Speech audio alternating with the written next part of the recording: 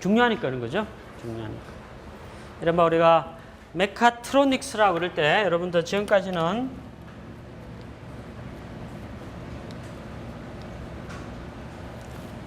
이게 이제 전형적인 이제 미케닉스 혹은 미케니컬 엔지니어링이랑 이른바 일렉트로닉스로 대표되는 이른바 IT의 여러 가지 지식과 학문들을 이제 요즘 유행어로 융합한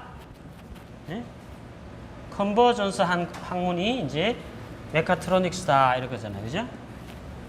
그래서 사실상 이게 50% 대략 이게 50%를 배우는 게 맞죠? 외국엔 되게 그렇게 돼 있습니다. 근데 아직은 이제 죄송하지만 우리 학부는 이름은 메카트로닉스이지만 실제 내용을 보면 명실상부한 메카트로닉스는 아니에요. 솔직히 말씀드리면. 근데 그나마 여러분들이 선택한 우리 디지털 전공은 거의 이 수준을 유지해요. 대략 50대 50. 50대 50. 근데 이웃하는 뭐 생산은 뭐 90대 10. 또 제어는 한 70대 30 이렇게 이른바 기계공학의 한 종류다 이렇게 봐도 무방합니다. 우리 디지털은 이제 이른바 이 융합 학문의 정신을 지키려고 이제 과목 배치를 많이 해뒀어요. 이른바 이제 일렉트로닉스와 IT 과목에 해당되는 걸 많이 배치를 하고 있습니다. 그 중에 이제 여러분들이 맛을 본 게 1학년 2학기 때 전기전자 기초 실수업이라는 거 들으셨죠? 그냥 장난치는 과목 하나 있어, 그죠? 그 다음에 2학년 1학기 때 아마 여러분들 절대 다수는 이병렬 교수님으로부터 회로 이론 들으셨죠? 그리고 이제 이번 학기부터 점점 많아집니다. 제가 가르치는 핵심 과목인 전자열의 기초랑 그 다음에 또 이병렬 교수님 가르치는 디지털 회로 설계라는 과목이 있습니다. 디지털 논리 회로 설계 과목. 그런 식으로 이제 이쪽 과목들이 이제 점점 많아지게 됩니다. 혹자는 이런 질문을 합니다. 우리 옛날 속담에 반풍수가 집안을 망친다 이런 말이 있어, 그죠? 들어보셨죠? 안 들어보셨으면 지금 들으시면 됩니다. 그러니까 온전한 제대로 된 풍수가 이제 여기 뭐 묘를 쓰시면 뭐 후손들이 복을 받을 것입니다 이렇게 해서 이제 가끔 이제 잘 먹히는 수가 있는데 어중간한 이제 모르는 사람이 이제 묘를 잘못 써서 그대로 하라고 했더니 집안이 쫄딱 망했다 하는 그런 이야기죠. 그러니까 뭐든지 하려면 제대로 알고 일관성 있게 심화되어서 어떤 전략 가운데 여러분들이 공부도 하고 어떤 커리어도 경력도 쌓아나가고 이렇게 해야 점점 인정을 받습니다. 아무거나 많이 한 것으로 별로 인정되는 사회는 아닌 것 같아요. 이것저것 별 생각 없이 이것저것 이렇게 많이 해봤다. 이건 그렇게 중요하지 않아요. 어떤 목적 지향적으로 꾸준하게 뭘 해야 된다 이런 생각이죠. 그런 맥락에서 보면 이제 메카트로닉스라는 이 학부는 굉장히 위기일 수 있어요. 위험할 수 있어요. 왜냐하면 미케닉스를 한다고 해서 미케닉스만 평생 하는 사람보다 더 잘할 리는 없을 테고 일렉트로닉스를 한다고 해서 일렉트로닉스만 평생 하는 사람보다 더 잘할 턱은 없는 거죠. 그러니까 여기도 반풍수, 여기도 반풍수. 반풍수끼리 합쳐봤자 또 다른 4분의 1 풍수 이렇게 되는 거죠. 어중개비 이런 말을 들을 수가 있다는 거죠.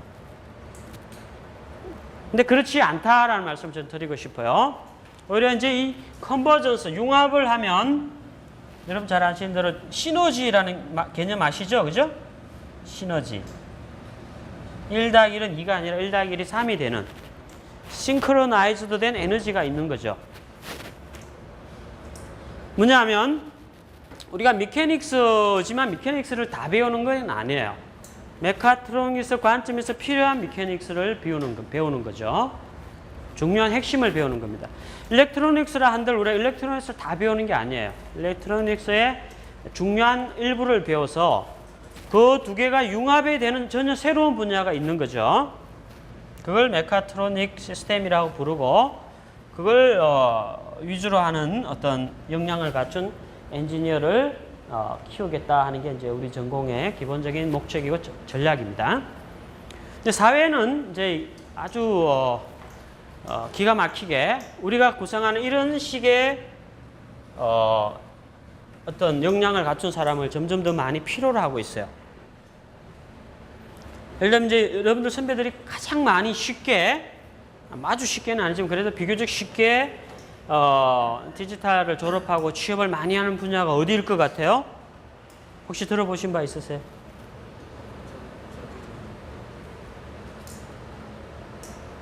그렇죠. 전기전자와 관련이 있죠. 근데 정통 전기전자일까요? 우리 전기전자 뭐 정보공학부 학생들이 가는 분야랑 같을까요? 다를까요? 뭔가 다를 것 같죠. 예. 지식은 전기전자를 구사하지만 분야는 다르다는 거죠. 여러분 아셔야 될 게 우리 이 천안과 아산을 포함한 이쪽 일대 충남 서북부라고 불립니다. 지리학적으로. 충남 서북부는 대한민국 디스플레이 산업의 대략 70%를 점유하고 있는 지역이에요. 아시겠어요? 모르셨죠? 그러니까 LCD 이 모니터의 10개 중 7개는 이 충남 아산 지역에서 생산되는 어마어마한 산업단지예요. 이 디스플레이 산업이야말로 이 흑자 폭을 따지면 조선산업, 자동차 산업, 반도체 메모리 산업보다 더 커요. 뭐 지금 이제 LG가 이제 경기도 파주 쪽으로 이제 투자를 하긴 하는데 LG보다 좀 더 크죠. 삼성전자와 삼성 SDI가 전부 이 아산과 천안 지역에 주요 공장과 연구소를 배치하고 있습니다. 그래서 여러분들 선배들이 디지털 선배들이 가장 쉽게 많이 가는 어떤 분야는 죄송하지만 어째 디스플레이 산업도 결국은 반도체거든요. 그래서 반도체 디스플레이 이른바 산업 분야인데 반도체를 찍어내고 반도체를 설계하고 디스플레이 모듈을 찍어내고 설계하는 분야는 오히려 별로 많이 안 가요. 이거는 뭐 물리학과라든지 화학과라든지 전자과라든지 이런 학생들이 주로 가고요. 반도체 공장, 디스플레이 공장을 만들려면 생산 라인이 필요하죠. 그죠? 공장은 어떤 매뉴팩처링을 위한 게 공장이라면 그 공장의 공장 역할을 하는 게 일종의 장비라는 말로 표현하죠. 장비. 그죠? 그걸 이퀴먼트라 그럽니다. 이퀴먼트. 우리말로 장비라 그래요. 장비 혹은 장치. 그러니까 이런 기형의 삼성전자 반도체 라인이 하나 생기면 대략 2조를 투자합니다. 신규 라인을 하나 만드는데. 근데 1년에 2조를 투자하면 2조에 대략 한 7분의 1 정도 되는 연 매출을 예상을 해요. 그러니까 1년에 버는 돈의 대략 7배 정도의 장비 투자가 이루어져야 돼요. 공장학적으로 볼 때. 근데 놀라운 거는 이 천안, 아산 우리 학교를 에워싸고 이 일대가 반도체 디스플레이 산업의 대한민국의 70%를 생산 기지임과 동시에 디스플레이 반도체 이 생산 공장에 공급되는 장비 산업의 또 중심 지역이 여기예요.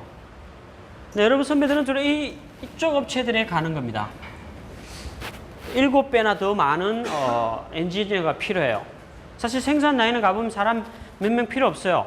이상한 모자 쓰고 흰 옷 입은 아줌마들 몇 명이면 끝나요. 모든 게 전자동화 되니까.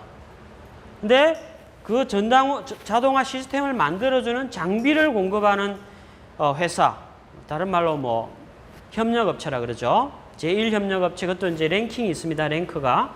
제1협력업체는 좀 이제 수준이 높고 규모가 크고, 그게 제2협력업체, 제3협력 이렇게 나갑니다. 영어로 티어 1, 티어 2, 티어 3 서플라이어 이렇게 표현하죠. 그게 이제 무한대의 그야말로 이제 고급의 엔지니어적인 일자리가 요구되고, 그게 여러분 선배들이 주로 갑니다.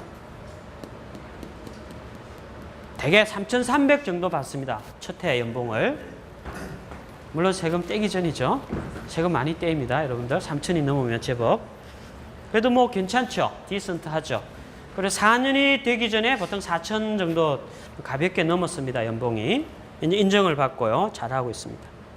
예를 들면 한 분야가 그렇습니다. 또 하나가 더 있는데 그건 다음 기회에 이야기하기로 하고요.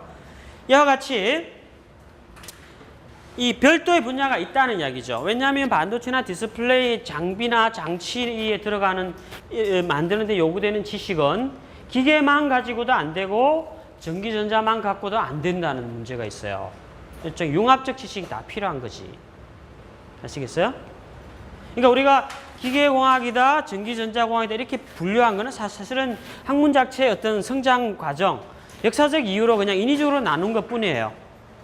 시장에서는, 그걸 현장에서 필요로 하는 시장에서는 전기공학 필요한 사람, 전자공학 필요한 사람, 이런 사람보다는 기계를 위주로 하지만 전기전자를 알 수 있는 사람, 혹은 전기전자를 위주로 하지만 기계를 좀 아는 사람, 뭐 이런 사람이 진짜 필요하다는 거죠. 시스템 엔지니어라 그러죠. 시스템 엔지니어. 줄여서 시스템이어 이렇게 부르는 분들도 있어요. 고상하게. 시스템이어가 필요한 거죠.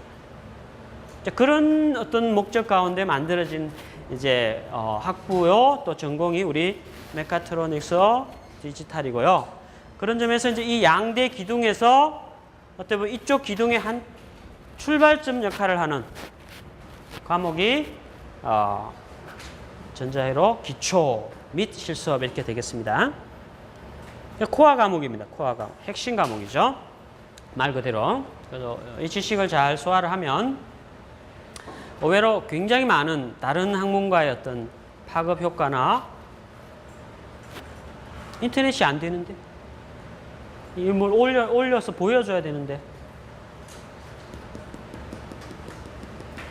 그리고 그 자체로도 뭐 전자회로만 잘한다는 이유로도 굉장히 여러분들 존중받고 인정받고 그럴 기회가 많습니다.